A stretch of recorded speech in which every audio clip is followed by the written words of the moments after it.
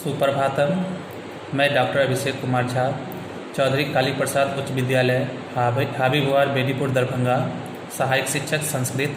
मैं आज आप लोगों को संधि के बारे में कुछ बताने जा रहा हूँ। संधि किसे कहते हैं? तो दो वर्णों के मेल से जो विकार उत्पन्न होता है उसे संधि कहते हैं। दो वर्णों के मेल से जो विकार उत्पन्न होता है उसे संधि कहते हैं। जैसे विद्या जोड़ आलय बराबर विद्यालय, विद्या जोड़ आलय बराबर विद्यालय। अब है संधि के कितने भेद होते हैं? तो संधि के 3 भेद होते हैं। संधि के 3 भेद होते हैं। पहला भेद है स्वर संधि, दूसरा है व्यंजन संधि और तीसरा है विसर्ग संधि। स्वर संधि, व्यंजन संधि, विसर्ग संधि। स्वर संधि किसे कहते हैं? तो स्वर वर्ण के साथ स्वर वर्ण के मेल को स्वर संधि कहते हैं। इससे पहले वीडियो में हम लोग वर्ण के बारे में पढ़ चुके हैं। तो वर्ण किसे कहते हैं? तो वर्ण वह मूल ध्वनि है जिसका खंड या टुकड़ा न किया जा सके, उसे वर्ण कहते हैं। और संस्कृत में स्वर वर्ण की संख्या 13 होती है, अ से लेकर औ तक।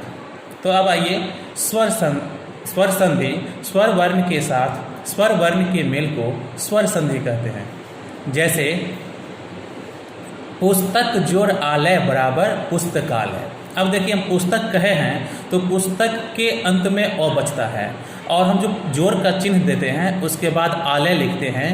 तो आलय में पहला वर्ण है आ, तो पुस्तक में अ जोड़ आ बराबर हो गया आ। तो यह आपका स्वर संधि हुआ, क्योंकि जोड़ से पहले भी स्वर वर्ण है और जोड़ के बाद भी स्वर वर्ण है। इस प्रकार यह स्वर संधि कहलाएगा। स्वर वर्ण के साथ स्वर वर्ण के मेल को स्वर संधि कहते हैं। दूसरा है व्यंजन संधि। व्यंजन वर्ण के साथ स्वर अथवा व्यंजन वर्ण के मेल को व्यंजन संधि कहते हैं। जैसे जगत जोड़ ईस बराबर जगदीश। जगत में तो क्या है? हलंत लगा हुआ है और तो हो गया आपका व्यंजन, और प्लस जो जोड़ का चिन्ह देते हैं उसके बाद ईस लिखे हैं तो ई हो गया स्वर। तो प्लस से पहले व्यंजन और प्लस के बाद स्वर हो गया। तो इसमें स्वर वर्ण और व्यंजन वर्ण दोनों का मेल हुआ है, इसलिए यह व्यंजन संधि होगा। तीसरा है विसर्ग संधि। विसर्ग के साथ स्वर अथवा व्यंजन वर्ण के मेल को विसर्ग संधि कहते हैं। विसर्ग के साथ स्वर अथवा व्यंजन वर्ण के मेल को विसर्ग संधि कहते हैं। जैसे मनः जोड़ हरह बराबर मनोहरः। मनः जोड़ हरह बराबर मनोहरः। अब मनः लिखे हैं तो प्लस से पहले मन में आगे लग गया विसर्ग और प्लस के बाद हो गया हर। ह प्लस के बाद ह और प्लस से पहले विसर्ग।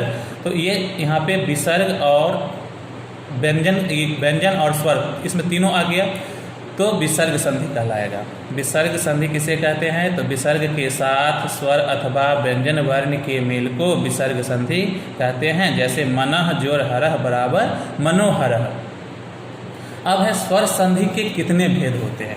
तो स्वर संधि के मुख्यतः 5 भेद होते हैं। स्वर संधि के मुख्यतः 5 भेद होते हैं।